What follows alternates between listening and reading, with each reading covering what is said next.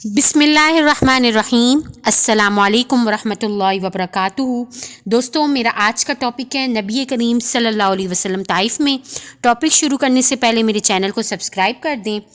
حضرت صلی اللہ علیہ وسلم نے مکہ میں قریش کو تقریباً 13 برس تک دعوت اسلام دی، اور ان 13 سالوں کے اندر اس راہ میں ہر قسم کی مصیبت اور تکلیفیں برداشت کیں، اور آیت ہدایت کے مختلف نمونے بھی ان کو دکھائے۔ بالآخر شکل قمر کا معجزہ بھی ان کی نگاہوں کے سامنے سے گزرا، لیکن وہ نہ سدھرے۔ حضرت صلی اللہ علیہ وسلم مکہ سے مایوس ہو کر طائف چلے گئے۔ آپ کے ساتھ آپ کے آزاد کردہ غلام زید بن حارثہ رضی اللہ تعالیٰ عنہ بھی تھے۔ راستے میں جس قبیلے سے گزر ہوتا اسے اسلام کی دعوت دیتے۔ طائف پہنچنے پر قبیلہ ثقیف کے 3 سرداروں کو، جو آپس میں بھائی تھے، اسلام کی دعوت دی اور تبلیغ اسلام پر اپنی مدد کرنے کو کہا، لیکن ان لوگوں نے اس دعوت کو قبول نہ کیا اور نبی کریم صلی اللہ علیہ وسلم کو بہت برا بھلا کہا۔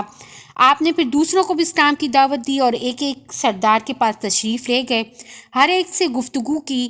اس کام میں 10 دن گزار دیے، لیکن کسی نے نبی کریم صلی اللہ علیہ وسلم کی بات نہ مانی۔ بازار اور راستے میں شریروں نے آپ کو گالیاں دی، پتھر برسائے، یہاں تک کہ قدم مبارک خون آلود ہو گئے۔ خون بہہ بہہ کر نالین مبارک میں جم گیا، وضو کے لیے بھی جوتے سے پاؤں نکالنا مشکل ہو گیا۔ حضرت زید بن حارثہ رضی اللہ تعالیٰ عنہ جو آپ کو بچا رہے تھے، ان کے سر پر بھی کئی زخم آئے، اور آپ نے فرزندان ربیعہ، عتبہ اور سیبہ کے ایک باغ میں پناہ لی۔ یہ باغ طائف سے 3 میل کے فاصلے پر ہے۔ باغ کے اندر آپ دیوار سے ٹیک لگا کر بیٹھ گئے۔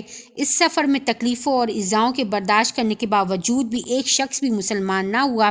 نبی کریم صلی اللہ علیہ وسلم کا دل اس رنج و صدمے سے خون کے آنسو رو رہا تھا۔ آپ نے ایک رقت انگیز دعا فرمائی، جو دعائے مستضعفین اور دعائے طائف کے نام سے مشہور ہے۔ دعا یہ ہے جس کا ترجمہ ہے: اے اللہ، میں اپنی کمزوری، لاچاری اور بے کسی کا تجھ سے ہی فریاد کرتا ہوں۔ یا ارحم الراحمین، تو کمزوروں کا ساتھی ہے اور تو ہی میرا رب ہے جس پر میں بھروسہ کرتا ہوں۔ اگر مجھ پر تیرا غضب اور غصہ نہیں ہے، مجھے کسی کی پرواہ نہیں، لیکن تیری عافیت میرے لیے زیادہ کشادہ ہے۔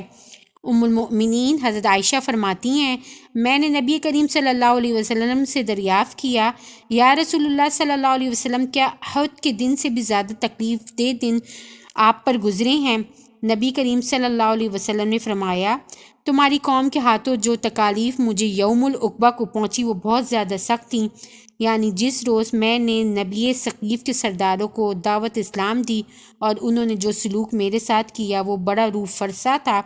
جب ربیعہ کے بیٹوں نے آپ صلی اللہ علیہ وسلم کی حالت دیکھی، ان دونوں کو ترس آ گیا۔ انہوں نے اپنے ایک عیسائی غلام عداس کو حکم دیا کہ انگوروں کا خوشہ لے جاؤ۔ سرکار دو عالم صلی اللہ علیہ وسلم نے بسم اللہ پڑھ کر انگور کے دانے کھانے شروع کیے۔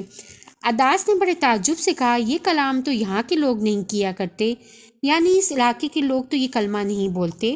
اس پر نبی کریم صلی اللہ علیہ وسلم نے اس سے دریافت کیا، تم کس علاقے کے ہو، تمہارا دین کیا ہے؟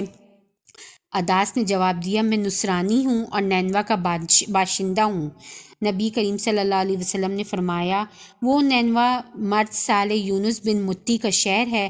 عداس نے پوچھا، آپ یونس بن متی کو کس طرح جانتے ہیں؟ نبی کریم صلی اللہ علیہ وسلم نے فرمایا، وہ میرے بھائی ہیں، وہ بھی نبی تھے اور میں بھی نبی ہوں۔ اور قرآن مجید سے اس پر یونس بن متی کے واقعے کی تلاوت کی۔ کہا جاتا ہے یہ سن کر عداس بھی مسلمان ہو گیا۔ اس کے بعد نبی کریم صلی اللہ علیہ وسلم باغ سے نکلے اور مکہ کی راہ پر چل پڑے۔ آپ کا دل ٹوٹا ہوا تھا۔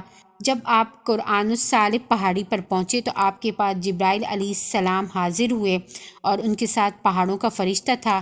جبرائیل علیہ السلام نے فرمایا، یہ پہاڑوں کا فرشتہ ہے جسے اللہ تعالیٰ نے آپ کے پاس بھیجا ہے۔ آپ کو سلام کیا اور کہا، اے محمد، یہی بات ہے، اب آپ جو چاہیں، اگر آپ چاہیں تو میں نے 2 پہاڑوں کے درمیان پیس دوں، اگر آپ چاہیں تو میں زمین میں غرق کر دوں۔ رحمت دو عالم صلی اللہ علیہ وسلم نے فرمایا، اے پہاڑوں کے فرشتے، میں صبر کروں گا، مجھے امید ہے کہ اللہ پاک ان کی پشت سے کوئی ایسی نسل پیدا کرے گا جو صرف اللہ کی عبادت کرے گی اور اس کے ساتھ کسی کو شریک نہیں ٹھہرائے گی۔ اللہم صلی علی محمد وعلی آل محمد کما صلیت علی ابراہیم وعلی آل ابراہیم انک حمید مجید۔